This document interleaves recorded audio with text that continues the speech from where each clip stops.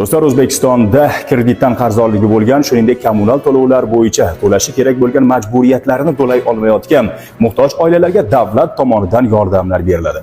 To'g'ri eshitdingiz do'stlar, ushbu xabarimni barcha muhtoj oilalardan bo'lgan tanish-bilishlaringizga yoki ijtimoiy reyestrlarga kirgan barcha tanish-bilishlaringizga maksimum darajada yuborib qo'ying, albatta foydali bo'ladi.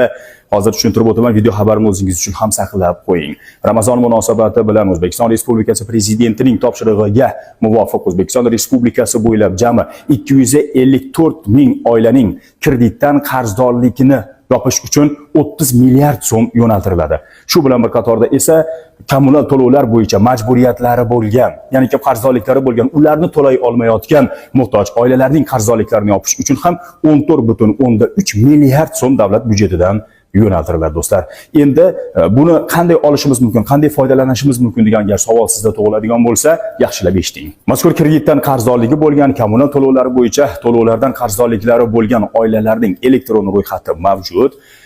Tegishli mas'ul muassasalar tomonidan ushbu elektron ro'yxat asosida ularning qarzdorliklari 1-martga qadar yopib beriladi. Bilaman, sizda ham kredit bo'yicha qarzdorliklar bo'lishi mumkin, kommunal to'lovlardan qarzdorliklar bo'lishi mumkin, lekin mana shu ro'yxatda bormisiz yoki yo'qmi degan savol sizni qiynaydigan bo'lsa, unda mahallaga chiqasiz, ijtimoiy xodimga uchraysiz yoki mahalla raisiga meni mana shuncha qarzim bor, men ham ushbu ro'yxatda bormanmi yoki yo'qmanmi degan savol bilan murojaat qilsangiz bo'ladi. Do'stlar, O'zbekiston ijtimoiy davlatda sizning, bizning barcha ijtimoiy huquqlarimiz davlat tomonidan kafolatlanadi hamda qo'llab-quvvatlanadi.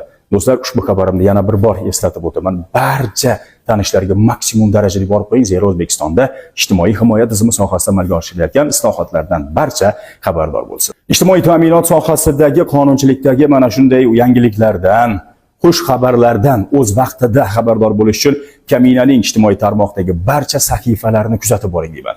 Obuna bo'lmasangiz ham mayli, kuzatib boring. Zero biz tomonimizdan berilayotgan xabarlar sizga foydasi tegib qoladigan bo'lsa, biz ham mana shu savobdan umidvormiz. O'zingizni ehtiyot qiling.